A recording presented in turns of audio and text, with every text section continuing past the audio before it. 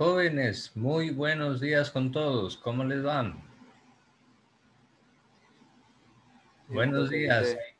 ¿Hay Bien, profe. alguien ahí? ¿Me escuchan? Buenos días, profe. Ay, Buenos días, profe. ¿cómo están, jóvenes? Ahí están los estudiantes de décimo B. Muy bien. Ok, vamos a activar las cámaras. Tengan la bondad, jóvenes. Hablar con las pantallitas negras no me gusta, me da mala impresión. Bueno, a veces toca hacerlo ya por necesidad, ¿no?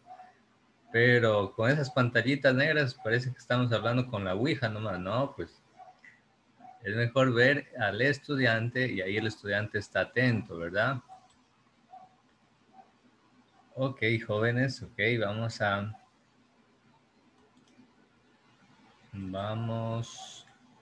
Profe, sí, diga. ¿me puede enseñar algo? Said, ¿me dijo algo? Sí, sí le puedo enseñar algo. ¿De qué se trata, Said? Mire, mire, mire. Que sea algo bueno y positivo. A ver, ¿qué es? ¿Dibujo? ¿Caricatura? ¿Qué es? ¿Qué es? ¿Goku? Sí, un dibujo. Ah, ya, eres buen dibujante, Said. Me tardé 10 minutos. Me dicen de recreo al final justito. Ah, ya, muy bien, te felicito, Said, te felicito. Gracias, profe. Muy bien. Todo arte es bonito, jóvenes, y vale la pena cultivarlo. Arte es el dibujo, arte es la música, si a usted le gusta tocar un instrumento, cantar, arte es el baile, arte es pintar, arte es declamar poesías, arte es la oratoria, arte es la escultura, arte es el diseño en computadora, que ahora hay tantos programas. Es bueno cultivar las artes, jóvenes. Bueno, vamos a comenzar, como siempre lo hacemos, tomando la asistencia. Vamos a abrir el diccionario. Hoy, jueves 4 de febrero. Básicamente, jóvenes, esta sería la última clase como tal, porque la próxima semana vamos a hacer un repaso. Ya no vamos a ver netamente clases, sino que vamos a hacer un repaso, un refuerzo de los temarios del examen, y eso es lo que vamos a hacer, porque la siguiente, cuando ustedes regresen del feriado de carnaval, pues ya comenzamos con los exámenes trimestrales. Y fíjense, jóvenes, con eso estamos culminando un año lectivo más. Los felicito por su perseverancia, por su dedicación, por el esfuerzo que cada uno ha puesto. Y bueno, los animo también, jóvenes, a que en esta recta final ustedes no dejen de dar lo mejor de ustedes. Al contrario, siga dando lo mejor de usted para terminar con éxito este año lectivo. Bien, jóvenes, atención a la lista, por favor. Said, Presente, profe. listo. Samuel, Presente. Fernando, Presente, profe. Yared, Yared, Yared Vaque, ha faltado. Elkin, Presente. listo. Sasha, ha faltado Sasha. Luisa, Presente. Bianca, Bianca, ha faltado Bianca. María Victoria, Presente. listo. John Cruz, Presente. listo. Víctor Delgado, Víctor, ok, ha faltado Víctor. Freddy, Presente. Anaís, Presente. Kenny, Kenny Guerrero. Bueno, Presente. allá listo. Anthony, Christopher, Jeremías, Jeremías Holguín, ha faltado, ¿no? Daphne, Presente. Dylan, ha faltado Dylan. María Belén, María Belén, Presente. listo. Cristel, Cristel Manzano, bueno, ha faltado, ¿no? Emily Méndez, Presente. Ok. Emily Montes. Emily Montes. Presente. ¿Listo? Kexia Muñiz. Profe, ¿puede ponerme asistencia?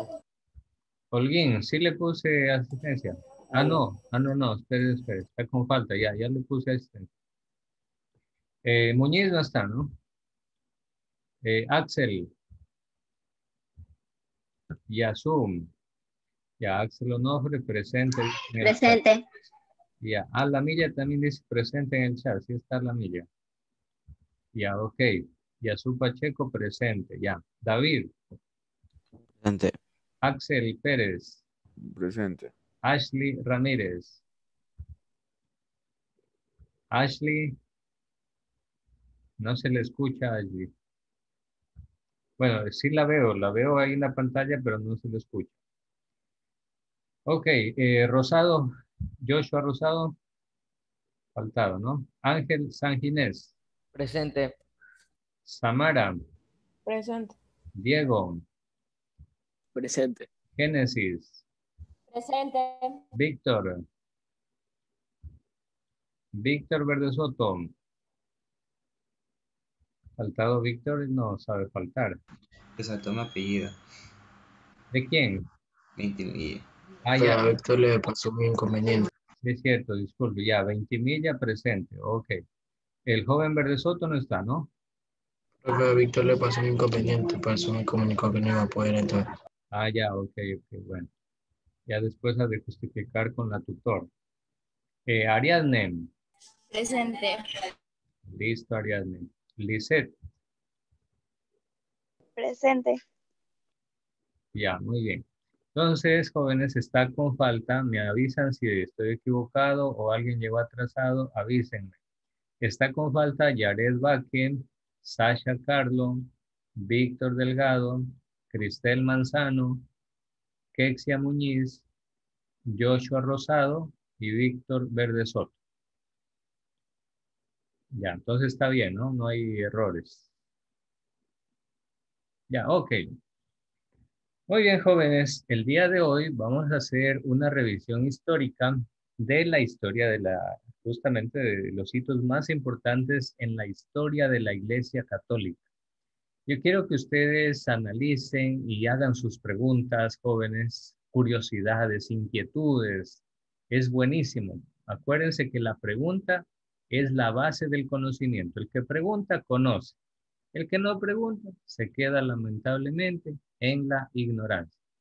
Entonces, por eso es importantísimo, jóvenes, hacer preguntas. No tengan miedo de hacer preguntas. Hágalas a través del chat, hágalas pidiendo la palabra, levantando la mano. Pero es importante hacer preguntas. Bueno, a ver, jóvenes, aquí tenemos. Ya, les voy a presentar estas diapositivas. Bien, con estas diapositivas, jóvenes, vamos a poder visualizar un poquito, al menos a breve rasgos. No vamos a alcanzar a ver todo, porque la historia de la Iglesia Católica es una historia de 2000 años.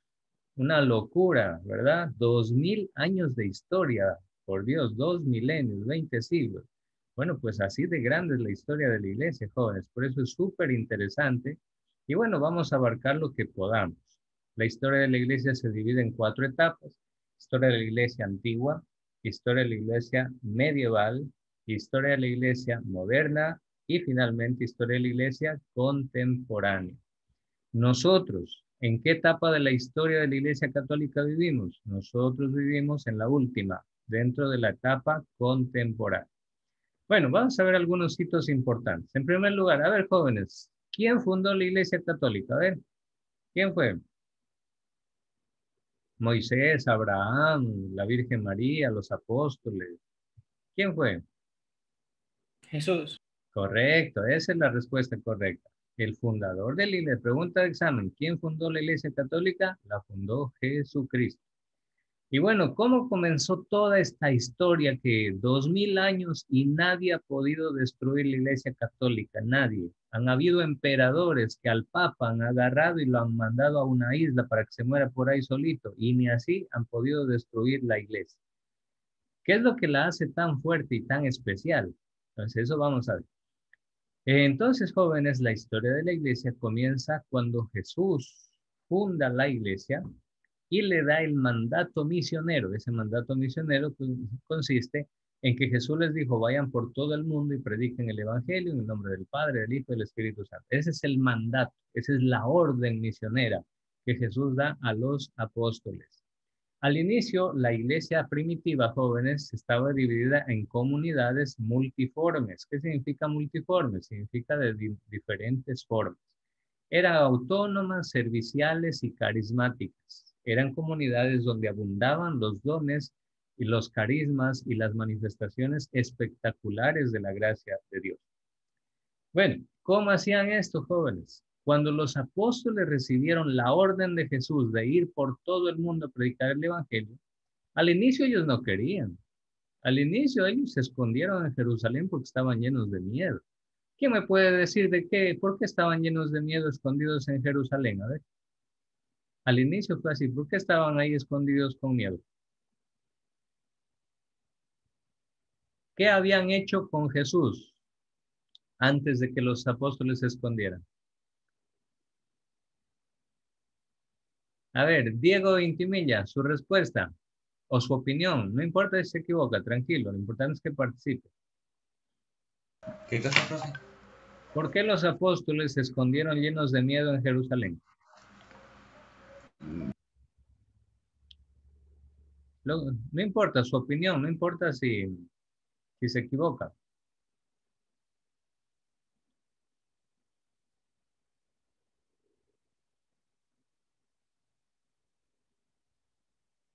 A ver, Diego, ¿sí o no? Quedó en shock, Diego. No se esperaba la pregunta. A ver, ¿quién le ayuda a Diego? A ver, ¿quién le ayuda a Diego? Porque crucificaron a Jesucristo. Bien, esa es la respuesta. ¿Quién dijo?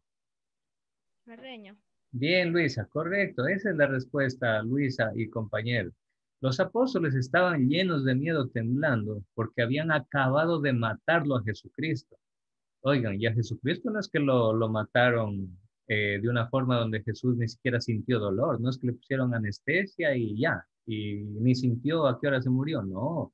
La muerte de Jesús fue espeluznante, fue pavorosa, fue dolorosísima. Entonces, los apóstoles, al ver lo que le hicieron a Jesús, los apóstoles dijeron, si nosotros seguimos predicando el mensaje de Jesús, a nosotros nos va a pasar lo mismo, nos van a matar igualito, mejor escondamos. Por eso es que al inicio estaban con miedo, escondidos. Hasta que pasó algo.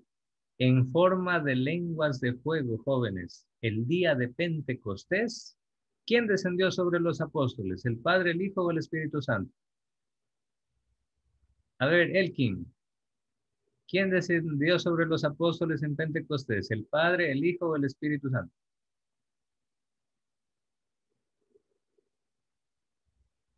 A ver, Elkin, ¿qué dice? A ver, Ariadne, ¿qué dice?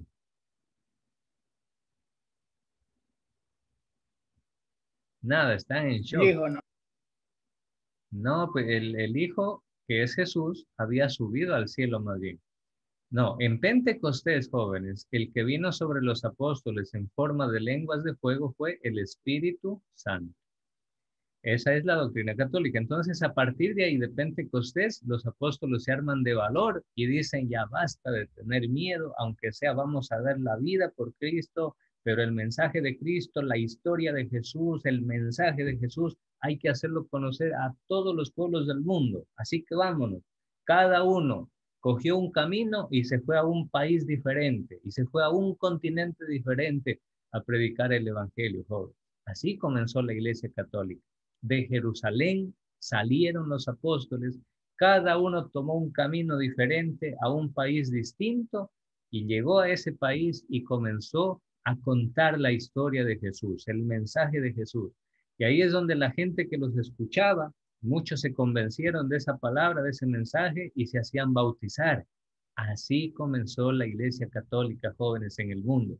Hasta que hoy en día la Iglesia Católica está en los 5 continentes. Hay católicos en los 5 continentes del planeta. En todos los países del mundo usted encuentra católicos. En unos países es la inmensa mayoría, como en Brasil, en el Ecuador y muchos otros países. Pero en otros países los católicos son una minoría, porque en esos países hay más gente de otra religión. Por ejemplo, en China, en Japón, etc. Bueno, entre ellos, entre los apóstoles jóvenes, destaca Pablo. Pablo no lo conoció a Jesús en vivo y en directo, pero después de que Jesús murió, Pablo comenzó a perseguir a los cristianos y ahí es donde Jesús se le aparece y le reclama y le dice, Pablo, ¿por qué me persigues? Y después de esa experiencia, Pablo quedó ciego 3 días. Después de eso, Pablo decide hacerse bautizar y se convirtió en apóstol. Y yo me atrevería a decir, jóvenes, junto con San Pedro, pues este apóstol, San Pablo, yo digo que es el más grande y quizá uno de los más valientes apóstoles que ha tenido Jesucristo en toda la historia. A San Pablo muchas veces lo intentaron matar con piedras, lo azotaron con varas hasta matarlo y él se recuperaba, lo dejaban tendido ahí por muerto. Él se recuperaba, recobraba la salud y seguía predicando a Cristo, seguía anunciando el evangelio. Finalmente, jóvenes, San Pablo murió en Roma, la capital del Imperio Romano. Ahí murió San Pablo. ¿Y cómo murió San Pablo? De viejito. Bueno, ya era muy anciano, pero murió no de causa natural, sino que le cortaron la cabeza. Ajá, le cortaron la cabeza. Y en Roma, de hecho, jóvenes, hay una basílica que se llama la Basílica delle Tre Fontane. ¿Qué significa la Basílica delle Tre Fontane? Bueno, la Basílica delle Tre Fontane significa la Basílica de las Tres Fuentes. Ustedes van a decir, profe, ¿y eso qué es? Bueno, una fuente en este sentido se refiere a una fuente de agua, a un manantial de agua. Porque la historia menciona de que cuando le cortaron la cabeza a San Pablo, la cabeza del apóstol cayó al piso y dio 3 botes. Y la historia, la leyenda cuenta que de cada bote que daba, vertía una fuente de agua. Y por eso se erigió la Basílica delle Tre Fontane en Roma. Y bueno, San Pablo en Roma tiene otra basílica muy importante. Aquí la vamos a buscar para que ustedes la conozcan, al menos en foto, que se llama la Basílica de San Pablo Extramuros. Así se llama esta basílica inmensa. Miren, miren qué bonita que es. Bueno, jóvenes, aquí ustedes la ven pequeñita, pero miren la estatua que está aquí en el parquecito al centro. Esta estatua, jóvenes, si un ser humano se para al lado de la estatua, la persona solo le llega a la franja horizontal oscura, a la más bajita. Más o menos a ese porte, un poquito más, llega a la altura de una persona. Entonces, imagínate el tamaño de la escultura y ahora imagínate el tamaño de la basílica. Es inmensa. Así es por fuera la basílica y así es por dentro. Es una belleza, es una maravilla de Roma. Roma tiene 4 basílicas principales. Vamos a ver si me acuerdo. La principal y la primera y la más grande y la más importante es la Basílica de San Pedro. Y esa está en el Vaticano. Aquí lo voy a presentar para que la conozcan. Basílica de San Pedro. Esta es la más importante, la basílica más importante del planeta para el mundo católico. Además, es la obra de arte más impresionante del arte barroco, sobre todo, del arte románico y del estilo romántico también. Bueno, esta es la Basílica de San Pedro. La otra es la Basílica de San Pablo, que ya les mostré. La otra gran basílica de Roma se llama la Basílica de San Juan de Letrán y es esta de aquí. Miren, también es una basílica grande, inmensa y muy antigua. Esta es la Basílica de San Juan de Letrán, pero la más antigua de todos, de las basílicas de Roma actualmente, es la Basílica de Santa María la Mayor. Así se llama. Esta es la basílica más antigua de Roma, jóvenes. Ustedes van a decir, profe, ¿y cuántos años tiene más o menos esta basílica? No lo van a creer, pero más o menos tiene 1600 años de antigüedad. Así es por fuera y así es por dentro del altar. Es una belleza, es una reliquia, es una joya. pero no se compara con la Basílica de San Pedro. Esa es la más importante, la más grande, la más lujosa y la más hermosa de todas. Bueno, fíjense, jóvenes. Pregunta de examen. ¿Cuáles son las 4 basílicas más importantes de Roma? Vamos a ver si se acuerda Dafne. A ver, Dafne, sin consultar en Google, dígame cuáles son esas basílicas más importantes de Roma. Por lo menos las que se acuerde. A ver. La Basílica de San Pedro, Bien. la ¿Otra? Basílica de San Pablo, Bien. y ¿Otra ya tal no me vez? acuerdo. A ver, ¿quién ayuda? Faltan 2. La de Santa María usted puso, ¿verdad? Bien, Diego, Santa María la Mayor, ajá, y falta una, la de San Juan Juan, de Letrán, San Juan de Letrán. Muy bien, jóvenes, excelente. Entonces, jóvenes, así nació, fíjense, la Iglesia Católica.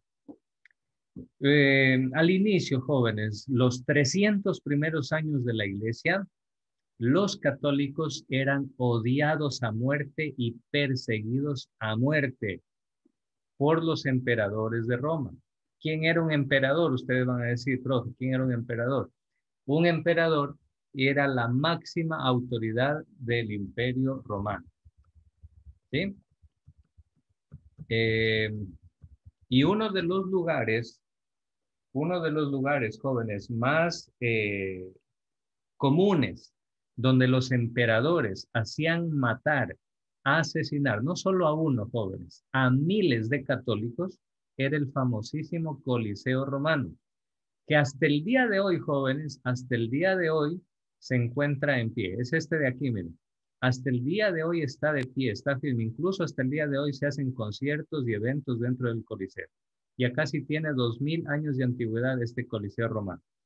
Pues bueno, dentro de este Coliseo Romano, el interior del Coliseo Romano es un complejo increíble, jóvenes. Debajo de la arena del Coliseo había una especie de laberintos. Y de estos laberintos salían a la cancha del Coliseo gladiadores a combatir, o también salían fieras, leones hambrientos, leones salvajes, tigres salvajes, etcétera, que se comían, que se devoraban a los cristianos que estaban en la cancha del Coliseo. Hay muchas alegorías, imágenes, pinturas así, jóvenes. Así era como los mataban a los católicos en tiempo de las persecuciones durante los 300 primeros años de vida de la Iglesia Católica. A los emperadores no les importaba si eran niños, si eran mujeres, si estaban embarazadas, si eran ancianos, si eran padres, no les importaba nada. Lo que ellos querían era acabar con la religión católica como de lugar. Entonces, dentro del Coliseo unos los crucificaban y otros ahí los metían y de ahí soltaban las fieras. Y las fieras se daban gusto, por decirlo de alguna manera, se daban tremendo banquete asesinando y devorando a los cristianos. Hay un montón de películas sobre esto, jóvenes, que ustedes en internet, en YouTube pueden encontrar un montón de videos y de películas alusivas a estas fechas. Les voy a contar una de las persecuciones más terribles y más sangrientas que sufrieron los católicos en Roma. Fue la persecución del emperador Nerón. Nerón, así se llamaba este emperador en Roma. Y bueno, jóvenes, resulta que aquí se los voy a mostrar, aquí hay un busto de Nerón, uno de los emperadores más sangrientos en perseguir a los cristianos. Y Nerón es famoso sobre todo por una cosa, por el incendio de Roma. Según dicen los historiadores, Nerón mandó a incendiar Roma, a incendiar la ciudad, a incendiar las casas de los ciudadanos romanos. ¿Para qué? Para echarles la culpa de ese incendio a los cristianos. Cuando los romanos perdieron miles de casas y quedaron en la calle, salieron a reclamar al emperador, a las autoridades, que haga justicia, a ver quién fue el que causó el incendio, murió tanta gente, perdimos las casas, lo perdimos todo, estamos en la calle. ¿Y Nerón qué dijo? Nerón dijo, los cristianos son los culpables, los católicos son los culpables, ellos les incendiaron sus casas. ¿Qué causaron esas palabras en el pueblo romano? En el pueblo romano se suscitó un odio tremendo hacia los católicos y comenzaron a perseguirlos. Y tan grave fue esa persecución, jóvenes, que decretó Nerón que a los cristianos que los agarren vivos tenían que embarrarlos en brea. Ustedes van a decir, profe, ¿y qué es la brea? La brea es un derivado del petróleo. En aquel entonces todavía no conocían el petróleo, pero ya existían yacimientos de brea. ¿Y qué sucede con la brea? La brea es inflamable. Entonces, lo amarraban al cuerpo del cristiano en un poste, en una madera muy alta, muy grande, lo amarraban el cuerpo a la punta de ese tronco y ahí lo embadurnaban de brea y le prendían fuego mientras la persona aún estaba viva. De tal manera que morían pues mártires simplemente por el hecho de ser católicos. Y a estos mártires cristianos, Nerón los hizo colocar a lo largo de una carretera para que todo el mundo viera qué era lo que les iba a pasar a los que sean católicos. ¿Qué le parece esta parte de la historia? Ariadne Vinoza, ¿qué le parece este capítulo de la historia de la Iglesia Católica? Pues muy desagradable cómo se dejaron influenciar contra alguien que mintió para hacerle mal a los católicos y cristianos.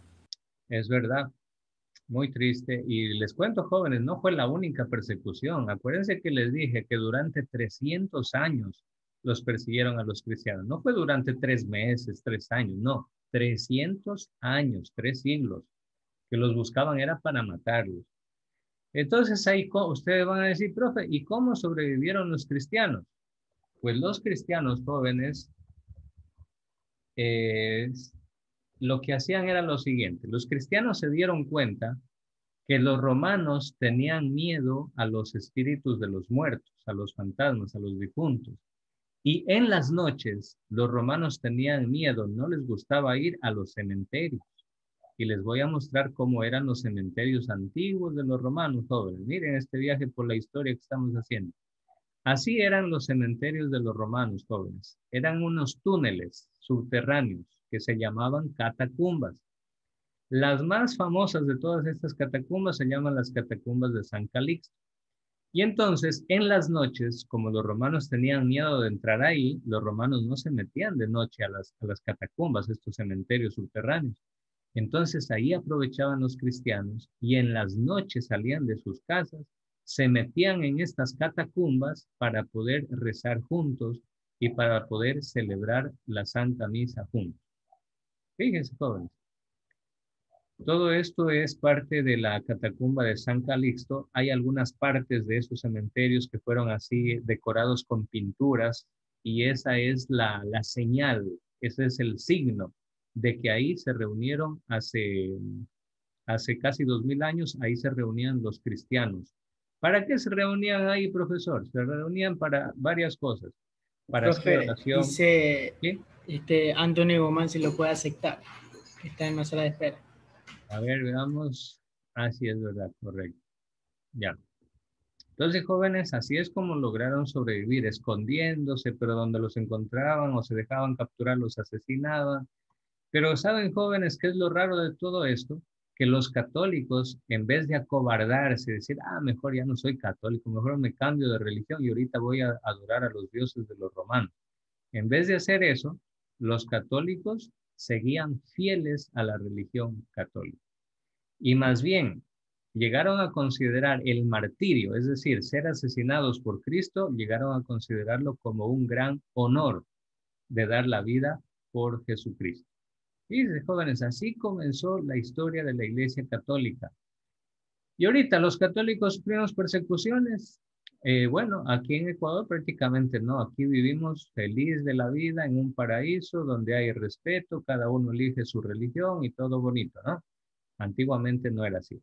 Pero jóvenes, actualmente hay países donde siguen estas persecuciones todavía. Les ponen bombas, por ejemplo, la gente va a misa el domingo, va a la iglesia, a la parroquia el domingo, va a la misa, y vienen de otras religiones fanáticos o vienen enemigos de los católicos, y mientras la gente está en misa, le ponen una bomba y destruyen esa iglesia y mueren muchas personas. Todavía existe eso, todavía existe ese odio a los católicos en algunas partes del mundo. Muy bien, jóvenes, vamos a seguir un poquito más. Luego tenemos, me olvidaba de decirles, a ver, aquí quiero preguntarles. ¿Cómo hicieron los evangelistas para escribir el Nuevo Testamento? Cuando Jesús hablaba, ellos iban con una libretita y tomando nota del mensaje de Jesús, copiando las palabras de Jesús. ¿Qué dicen? ¿Hacían así o no? ¿O cómo hacían? A ver, ¿cómo se imagina eso, Yasu Pacheco? ¿Cómo se imagina que los apóstoles escribieron el Nuevo Testamento? ¿Ellos iban al lado de Jesucristo con una libretita, con un lápiz ahí apuntando todo? ¿O cómo hicieron? ¿O iban con el celular filmando y grabando todo? ¿Cómo hacían? A ver, Yasu. De lo que veían. De lo que veían o de lo que aprendían al lado de Jesús. Pero en ese mismo momento lo iban escribiendo. ¿Cómo se imagina usted? No, profe, me imagino que ellos, no sé, en su tiempo, ellos, escribieron, no sé. Ya, bueno, ya, vamos a preguntarle a Génesis. Génesis, ¿cómo se imagina usted que hicieron para poner por escrito en la Biblia las palabras, los milagros de Jesús? ¿Me puede repetir? No cogí bien la pregunta, profe. ¿Cómo hicieron los apóstoles para escribir el Nuevo Testamento? ¿Cómo se imagina ustedes? No lo sé, profe. Está difícil la pregunta. Porque en ese tiempo no había computadora, ni celular. Para mí que lo han dejado escrito y se lo han dado por generaciones hasta que llegue, ya se diría la tecnología. Ya, bueno, ya por ahí nos vamos acercando, ya muy bien. A ver, les voy a explicar, jóvenes. Los apóstoles, mientras Jesús estaba vivo, no escribieron ni una sola letra de las palabras de Jesús. En ese ratito no escribieron nada. De hecho, ellos recién comienzan a poner por escrito el mensaje que daba, los mensajes que daba Jesús, las parábolas, los ejemplos que él contaba, los milagros que él hacía. Recién lo ponen por escrito, más o menos, jóvenes, unos 40 años después de que murió Cristo. Fíjense, hasta después de 40 años, los apóstoles, los evangelistas, los discípulos de Jesús no escribieron nada acerca de Jesús. Después de 40 años que ya había muerto Jesucristo, ellos se hacen la pregunta y dicen, oigan, nosotros también nos vamos a morir algún rato.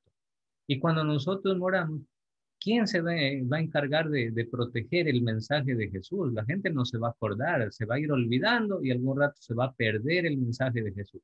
Entonces ahí es donde ellos comienzan a poner por escrito todo el mensaje, las palabras, las obras que Jesús hacía. Y del Nuevo Testamento, el primer libro, sería el más antiguo libro del Nuevo Testamento, es el Evangelio de San Marcos. Ese fue el que primero comenzó a escribirse. Y el último en ser escrito es el Evangelio de San Juan, junto con el libro del Apocalipsis. Entonces, miren, jóvenes, que no fue inmediatamente. El Nuevo Testamento fue escrito después de la muerte de Jesucristo. Esto en parte porque los judíos son una cultura de tradición oral. Bueno, eran una cultura de tradición oral. Hoy día ya cultivan la escritura y toda la historia muy bien. Son muy inteligentes los judíos. Bueno, jóvenes, continuamos. Cuando murieron los apóstoles dejaron a algunas personas que los reemplacen. A esas personas los católicos los llamamos los padres apostólicos. Ustedes van a decir, ¿y por qué? Bueno, se llaman padres apostólicos porque fueron discípulos directos de los apóstoles, de uno de los 12 apóstoles de Cristo. Fueron discípulos directos de ellos. Aquí están algunos ejemplos. Clemente de Alejandría, Ignacio de Antioquía, por ejemplo, se dice que fue discípulo de San Juan, el que escribió el Evangelio de San Juan, el que escribió las cartas de San Juan. San Juan, el evangelista, el que escribió el libro del Apocalipsis. Pero en ese tiempo también surgieron los apologistas. ¿Qué eran los apologistas? Los apologistas eran filósofos, eran personas muy estudiadas que se encargaban de defender a través de la filosofía y de la ciencia defendían la doctrina de la Iglesia Católica. Entre ellas, por ejemplo, está Tertuliano, por ejemplo, un gran apologista católico. Policarpo también, San Policarpo de Esmirna, fue un gran apologista. Eran intelectuales, estudiosos, filósofos que defendían la doctrina católica. Luego, jóvenes, en el año 313 sucede el edicto de Milán.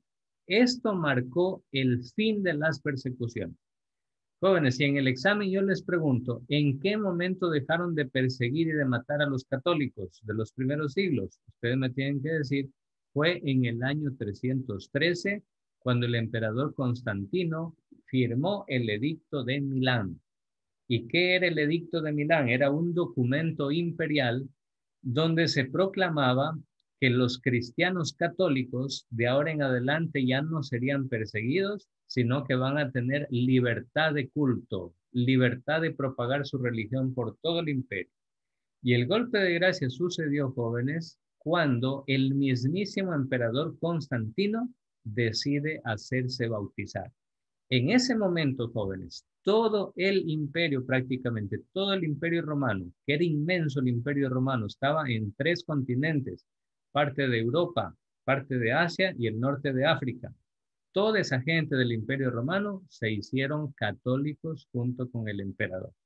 Fue un cambio brutal, jóvenes, fue un cambio radical, porque la Iglesia Católica en tan poco tiempo pasó de ser perseguida para ser asesinada, se convirtió en la religión oficial del Imperio Romano y comenzó a tener un poder impresionante en todo sentido.